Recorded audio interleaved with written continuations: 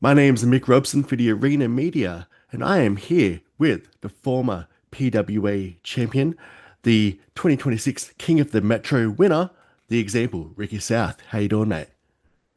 Hey Mick, I'm doing very well, thank you. I dislike the fact that you threw in the former um, PWA Heavyweight Champion. Didn't Well, make any mention of the longest reigning, but anyway, well, that's just well, I'll overlook that one just to start with. okay, thank you. Appreciate the kindness. I mean, Thank you. soon enough, it could be former, could be current once again, but we'll get to that as we go. Um, Yeah. so you had the huge return at King of the Metro. What went into that return and what was that experience like having such a monumental moment at the Metro Theatre? Yeah, look, always got to take those opportunities to perform on PWA, especially at the Metro. You've got to take them when they arise because they don't come that often. So when the organizers of PWA reached out to possibly put something together and make a little bit of a surprise, I can never say no to PWA and returning back and then settling back in PWA, claiming my stake at the PWA Heavyweight Championship. It's always a goal that I've had in the back of my mind ever since losing it. So, yeah, combination of right time, right place, wanted to do it. It's the Metro, um, King of the Metro. It's quite historic as well. So, yeah, how Yeah, could I say no? it was wonderful to see, a fantastic moment. Obviously, you've been away for quite some time, having an excursion overseas. Could you talk about Mm. what you did during that time and what were some of the highs and lows of that time away? Yeah, look, so spending a year over in Canada, over in the West Coast, Vancouver side. I'll preface with saying that the Vancouver wrestling scene, the Pacific Northwest scene, is absolutely red hot and fantastic. Um, Very rarely do I think that other sort of areas or other sort of regions have the same sort of wrestling culture and vibe um, that would sort of equate to PWA and to Sydney. But the folks at Lionsgate, the dojo there, run by Artemis Spencer and Nicole Matthews, they have a pretty good vibe, pretty good culture, and it's very much on par. So full credit to them. Look, a lot of highs, a lot of good matches, wrestling for a lot of notable promotions in the area, going down to the States, doing Prestige Wrestling and a few other sort of organizations there. I loved every minute of it. It was fantastic. The downside, though, for that year, as I'm sure a lot of people would have seen, is and you know what? I don't consider this too much of a downside because no regrets. I did get knocked the hell out on Power Slap right in front of Dana White. So Ugh, if I yeah, was to maybe, uh, you know, uh, say anything, maybe get knocked out in front of Dana White. that was one of those things I was like, oh, does he want to talk about this? I'm not sure, but that was No, of course. so what went into deciding to do Power Slap? Because for me, I understand wanting to do pro wrestling, I understand wanting to do MMA as like a discipline. What goes into your head to go, I want to just slap someone in the face or get slapped in the face? Well, you know what? There's a 50-50 chance whether you do the slapping or get slapped. So I tried to play those odds, and unfortunately, just unlucky Ricky South, didn't win the coin toss. Um, Honestly, it's just not that sort of convoluted. I got to talking to Sin Bodie, who's an absolute gentleman and a great bloke, and we got talking, and he kind of does a little bit of a talent recruitment for Power Slap. No. Did he And wrestle it was as just very Kazani? much, Is that Kazani? Sinbodi? yeah, Is it? Kazani. Yeah, okay, Yeah, right. Kazani. And it was just very much, he just laid out the facts. He's just, obviously there's, people's thoughts on it, but, you get a free trip to Vegas. You got to put up into a hotel for a week. You get a minimum match fee, or I'm going to use the pro wrestling term. Yeah, you get a match fee. Yeah. Um, all expenses paid, all medicals paid. And then you start realizing, well, you know what? For all expenses paid trip to Vegas and a very good match fee, Yeah. I'd get knocked out. When you put it like I'd that, get it knocked makes a bit out. more sense. Yeah.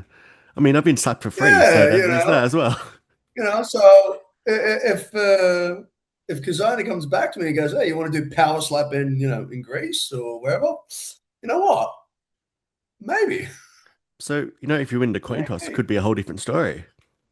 Yeah, you never know. And yeah, so fingers crossed I win the coin toss in there. But if I was to kind of like put anything down as a little bit of a regret, maybe that. But look, I don't like living with regrets because every decision I ever make leads me right to where I am, and I'm pretty happy where I am right now. That's a great mentality to have. Every moment's a learning experience or something to take away from, right? Correct, correct. Also over there, you were involved in a WWE tryout. So I imagine that was Mhm. a pretty major moment. What was that whole experience like? How does it compare to Aussie wrestling and what you've done at PWA? Did PWA prepare you for that experience well, do you feel? Yeah. So I'll quickly preface with, you know, do I regret doing power slap? Not at all, because who knows if I didn't do that, maybe I didn't get the tryout. Funny little story as well. I get up to do one of my promos in front of all the coaches and like a fair few of the WWE wrestlers, and then just from the back of the room, Matt Bloom just yells out, "Hey Ricky, yeah, yes coach." He goes, "How's power slap?" Just out of the blue, and I'm like, "Ah, bugger." Damn it, he saw it. Yeah, sorry, he got me. He got me. And I'm like, yeah, it didn't end well, mate. But that whole tryout experience was fantastic. Just to be in that environment with, those notable coaches that have a wealth of knowledge and be able to kind of, represent PWA, Sydney, Australia, and, a little bit more on a personal note, represent myself was quite nice. And I believe we made a lot of people proud and left quite a good mark on, the people that make some pretty big decisions there, and that's all you can really ask for. Everyone was very positive, a great environment, but the one thing I really, really stress to a lot of the students and the people back at the Pro Wrestling Academy and everywhere else that I kind of like venture around in Australia, my goodness, is the bar that we hold ourselves way higher than anywhere I've seen on any independent scene, and now going through that tryout, even at the tryout. Um, so I am supremely confident that the people that we put through the academy and the people that kind of come out of that, they're ready to rip and tear, you know, at any moment's notice. So Absolutely. There's a yeah, massive I pipeline of just can't talent. wait till it's yeah, correct, and I can't wait till more eyes get upon the talent that's coming out of the academy and every other sort of training venue across Australia. I think Shane Haste said it recently in an interview. I think he summed it up really well. To be a good pro wrestler in Australia, you have to be really fucking good because you need to stand out to that level. It's not as Yes, easy as it is in, say, the US or Canada if you're from there and you wrestle in the independents. To stand out here and get across, it's a lot harder. correct. And look, if you just look at it in pure logistics and investment terms, uh, for a WWE, AEW, or TNA to invest in you, give you a salary, pay for your visa, pay for the immigration, relocation, all that sort of stuff. They're not doing that for mediocre. They're not doing that for average. They 100%. want they want the best of the best, and they want people that they can see, you know, that they can mold, or people that they know can turn into global superstars, i.e., Rhea or Zaria. Sure. Absolutely. And that's paying dividends, obviously. We see them a lot on TV, a lot on main roster and NXT, so Yeah, doing representing pretty us pretty well. well. Yeah, absolutely. Yeah, But you talked about representing PWA there, and apologies, I should have led with this about you being the longest reigning PWA heavyweight champion. My apologies, good sir. doing But good. that was, that is factual, and you actually came out of that out of the pandemic. So PWA was doing really well 2018, 2019, building serious momentum with the black label, and then the pandemic hit. And once we came out of that, you were the one tasked with rebuilding PWA as champion. What was Mhm. that experience like, and what was the responsibility like for you having that, I guess, pressure on you, if it was pressure? Yeah, look, you can say that it was pressure, and perhaps there was in a bit of hindsight, but I think the way I look at it is very much, um, very procedural, very clinical. Coming out of COVID, everyone's very motivated, very committed to, picking up where we left off or just trying to, restart any of the momentum that we had. So when it came time for me to, lead PWA as its champion, it was just very much of the same mentality. We're just full steam ahead. We got to do what we know, what works, put on great shows, great matches with great talent, tell great stories, and not focus too much on who's watching or where the demographics or the viewership lie. I'm a very big believer in focus on the quality, focus on the product, and then it will kind of work itself out in the end. So Yeah. I think that's what the mentality was for myself and a lot of other people, and I think it shows, at the end result.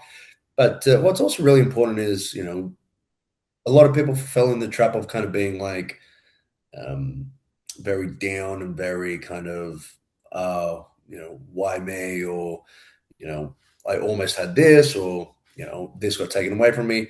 And yes, while I understand that's obviously such a gut punch and, a horrific thing, but, it's just, as I mentioned before, we got to just keep on rolling, full steam ahead. We got to roll with the punches. And that's what a lot of people in PWA did. It's what I tried to do. And, those that did found that, come 2023, 2024, when things started to really open up, they didn't have to kind of start again. There was already momentum to capitalize on.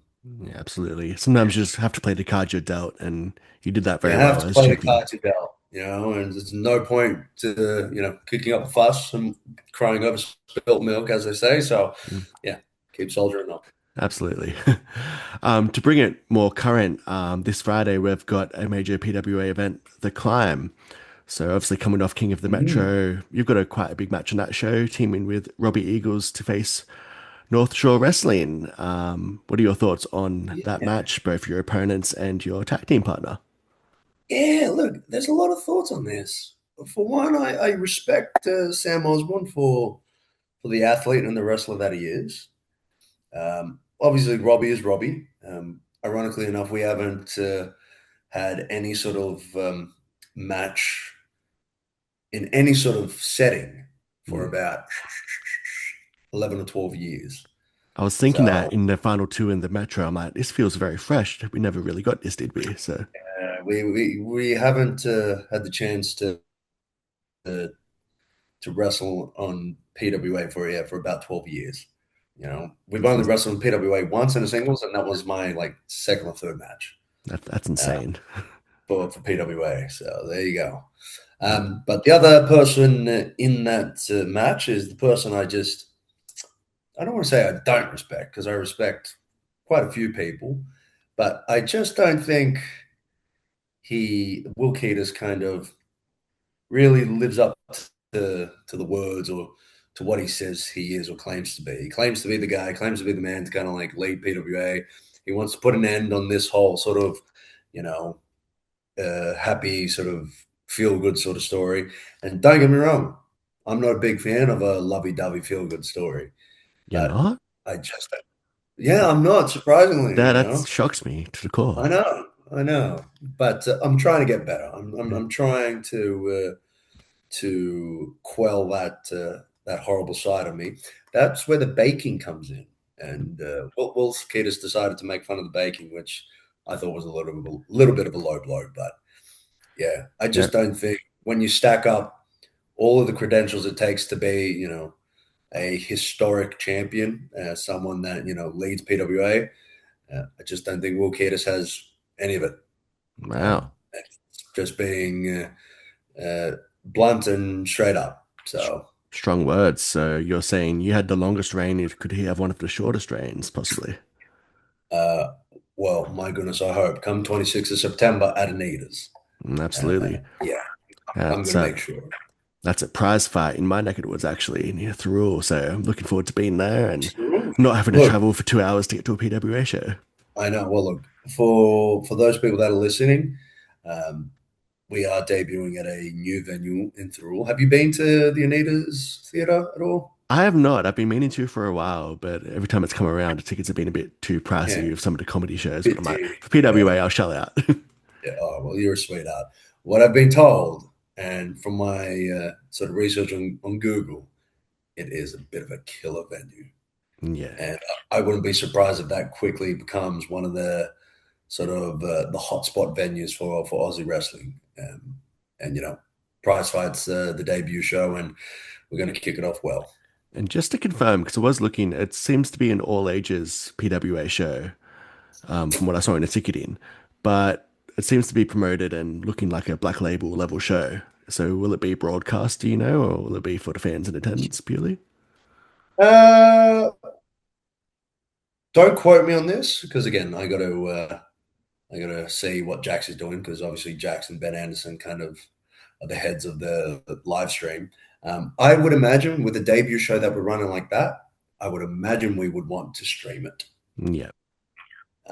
So my best guess is hopefully it's going to be streamed, but Yeah. Just in it ain't case. it ain't, it ain't easy doing the streaming. No, not at all. So I've come to learn over the years. better So, but get yeah, those tickets to fingers make sure crossed. we're there. Should be a great Yeah, time. got to make sure you're there then. Absolutely. And Yeah. we touched on a few people earlier, but in the WWE tryout, I was thinking about the other people involved in that tryout. We had the Tuckman and Scott Green. Mhm. You're fairly close with those guys. I've seen a few training videos, and Yep. obviously you were there at the tryout together. It was Mhm. reported from Sean Ross Sapp that they've actually signed, and that's going to be happening. Could you give your thoughts on Tuckman and Scott Green, what they've done in PWA, and what could happen with them going forward? What are your thoughts on those two? Yeah. Look. Yeah. Look. Regarding the reports that come out, I'm not one to say anything because I don't know. Yeah. So reports are reports. Sometimes when there's smoke, there's fire. But you know, from what I understand, the Tuckman and Scott Green are just they're just doing their thing, and no one can tell them otherwise. No one can convince them or sort of influence them otherwise. The dropouts do what the dropouts do. But yeah, they do a lot of finger pointing. Kind of hurts the shop who's doing it. Yeah. There you go. But speaking about Scott Green and Tuckman, you know, it's just very easy, and it was very clear to see that above everyone else at the academy, they probably had the strongest work ethic and really committed themselves to bettering, their craft, improving their wrestling, and really finding ways to connect with the crowd, and not just in PWA, but honestly wherever they went. And I think that's one of their strongest attributes is being able to make those quick connections and those quick sort of relationships with the fans and with the crowd and get them to love them very quickly, which has been, a wild thing to see. Kind Yeah. of, you know, see, the dropouts form from inception to them living together to them becoming best mates to them taking over the tag team landscape in Australia and who knows perhaps in the world. Yeah, man, it's just amazing to see. It's such a rapid change too, such a rapid, ascent through the ranks and just evolving over time very quickly. Mm. Um, Yeah. Oh, sorry to interrupt. Yeah, rapid, but also in the sense that, you know, you can't really fault the work that they put in. oh, Um, 100%. so, you only get to, the classic sort of saying, you only get it sort of, sorry, the harder you work, the luckier you get. And I'm not saying that they got lucky, but my goodness, did they work hard. So, you Yeah. know, whatever they get, they earned. Sometimes you make your own luck sometimes in a sense. You make your own luck, Uh, 100%. I was going to segue with the whole evolution thing, talking about your own evolution and Let's go. your evolution of your character and your wrestling style over time. When I first started coming to PWA, you had this very flamboyant character, tough stuff. You had the lipstick and everything going on. And as time's gone on, you've transitioned into the example, being more sort of more Mhm. rugged and more no nonsense. Could you talk about how that character came to be and the evolution of that character came to be over time? Uh, so you mentioned the lipstick. So the lipstick's, not a hard no. Not saying that it will never come back, but at this stage, the example is going to kind of stay for quite a while. Um, when I started wrestling for PWA and training, obviously I identified that, you know, um, there's always been historically within professional wrestling for many, many generations, there's always been a strong lineage of, exotico characters or flamboyant characters. And I've always enjoyed watching those characters and they're fantastic. And I thought, you know, if there's none of those sort of characters on the Australian scene right now, then good old Ricky South's gonna be that one. And again, another good way to make sort of good headwind and get a bit of momentum. Yes, be a great wrestler, but be a great character as well. So if you're able to get both, then you're doing quite well. And I'm not one to say I was doing both, but if people think so, then awesome. Yeah, definitely. Um, and then that's honestly the how that whole character really sort of came to be. And then, you know, coming out of COVID or kind of leading into the tail end of it, I really wanted to make a play for the heavyweight championship, and I just thought that perhaps the time is going to be right with a bit of an injury that I suffered, take me out on the sideline for a little bit. I thought it would be a good time to crack down, get a bit more serious, really commit myself, and really show what a focused Ricky South would look like, what a determined Ricky South would look like. And I just really tried to work on that and put that down, on paper and on the canvas, and put that out to, at training and then on shows. And then it just kind of like sort of snowballs from there. And then, the example debuts, and then we're all guns blazing from there. You're certainly a devastating force in that time, and coming out of COVID and coming into your own, some of the battles you've had. A couple of cage matches in there. I remember with Mick Yeah, Moretti, Big Fudge, big feud yeah, there. So a lot of major moments. yeah. Look, Big Fudge is my ultimate nemesis. I just can't seem to get one up on him these days. So yeah, so he's too big, obviously. It might be a good time to get him. I see he's all bruised up after that match of Jack Bonza. So maybe, Yeah, very bruised up, yeah. very very bruised up. But now he's doing all these sort of ABC gigs, and now he's getting all a little bit of notoriety. But I fear maybe that fame is getting to the head of Big Fudge. So yeah, what a You might shame. you might not be able to fit into that mask anymore at the rate he's going. Who knows? Might not fit into that big, disgusting mask of his. Who knows? Oh God. So in talking about your career, both recently, going back then, different countries and companies, what's Mhm. some of your personal career highlights to this point? You know what? That's a very interesting question, and I don't know if it's going to sound boring, but internally, I don't look at too many moments as big career highlights because I'm very much focused on the next one. What's kind of on the road ahead? What's the next sort of goal? And I know it kind of like sounds like John Cena whenever he gets asked, what are you next excited for, or whatever, or what's your sort of favorite match, and he always answers the next one. Mm, But I get it. But I will say a few um, sort of moments that I do kind of sort of hold dear to myself. Obviously, winning the PWA Heavyweight Championship against Caveman Ugg, um, winning the MCW World Heavyweight Championship against Caveman Ugg.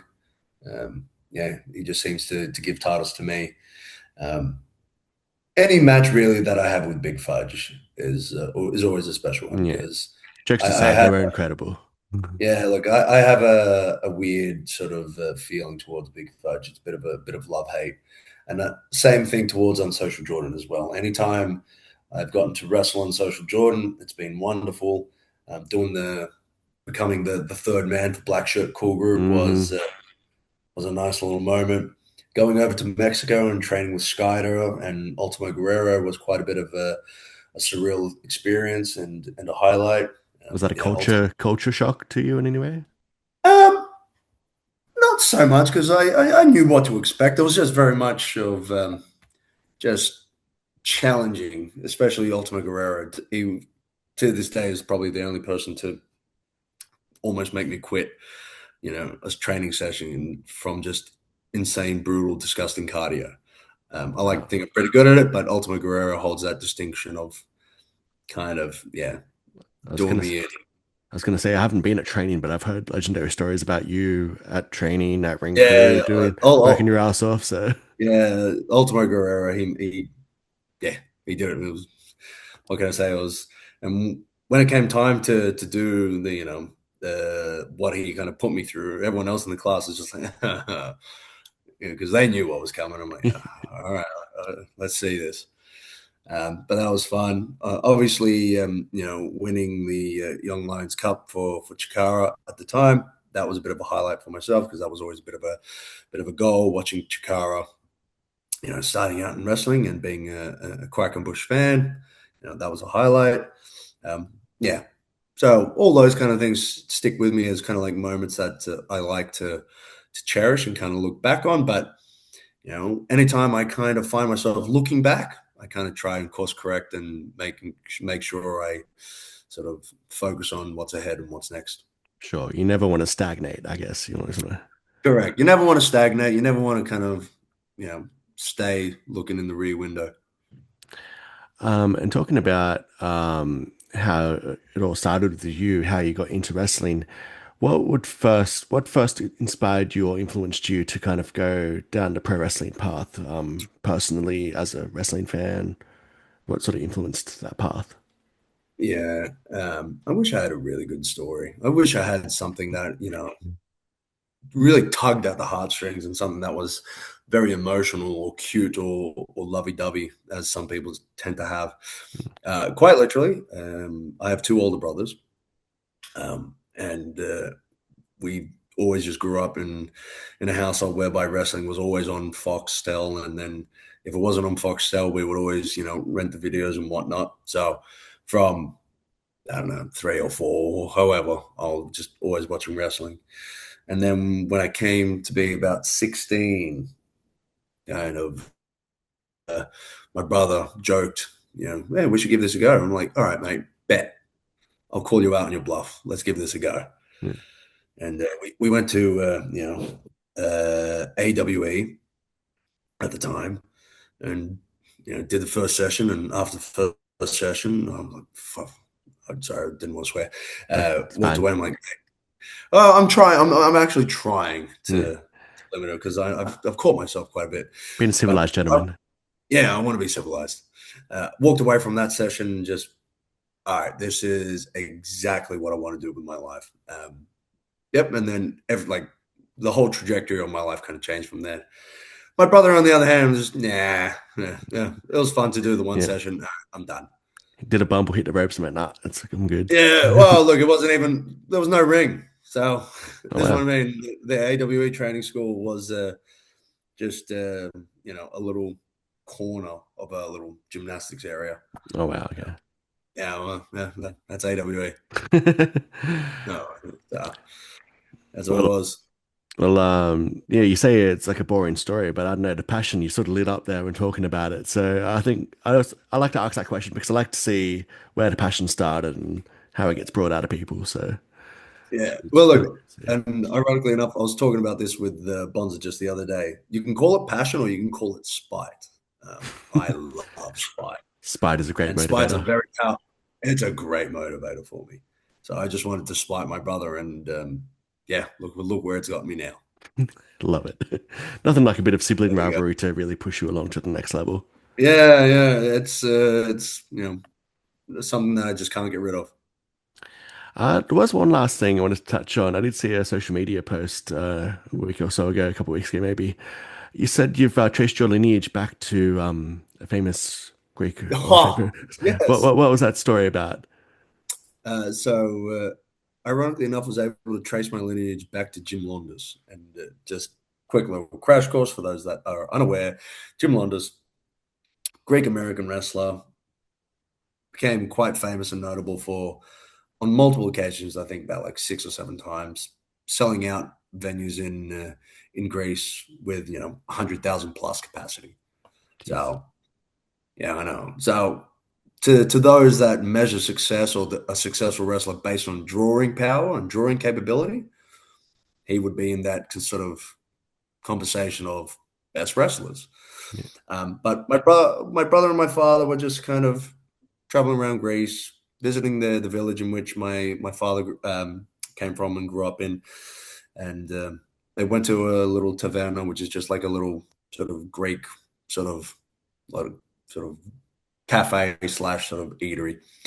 Um, and they got to talking. Yeah, my son back in Australia does wrestling and whatever. And then like, oh well, funnily enough, this cafe is named after a wrestler, Jim Londos. He's from this village. And then they just did a bit of a discussion and they kind of like traced their family history. And then they discovered that a relative of a relative of their relative of their relative, bang, Jim Londos. So it's distant, it's extended, but it's traceable. Absolutely. So to me, I'm like, you know what? That's enough. That's enough for me to claim lineage Yeah. to great Jim Londos. So yeah, I do love small world occurrences. Absolutely. It's fantastic to see. I've only heard the name. I didn't know too much about Jim Lundis, but when I saw he posted that, I'm like, that's I want to dig into that a little bit because it's rare Give to it see. give it a dig. So the Golden Greek, very big in the 40s and the 50s in America, but yeah, very big in his homeland of Greece. So yeah, one of those guys that was a bit of a kind of like a national sort of hero. So if you were to think the same way in which post sort of like post war Japan sort of felt towards Ricky Dozan, same way towards Jim Londos. Sure. Okay. I got that. Just to finish up, then we've touched on this theme a few times in the interview, just about looking towards the future and what you want to do in the future. What are some of your future goals? We've got the PWA Championship match coming up at Prize Fight on September 26th Mhm. against Will Kiedis. Obviously, that's a future goal. Beyond that, where do you see yourself going?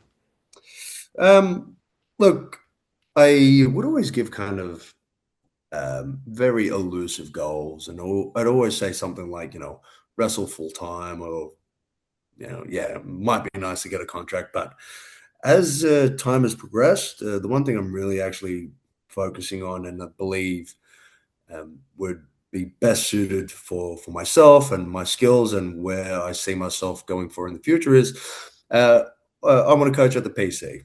Um, and I've kind of made that known. I've kind of made that desire expressed to a lot of people and some people even in WWE. So, hey, yeah, you never know.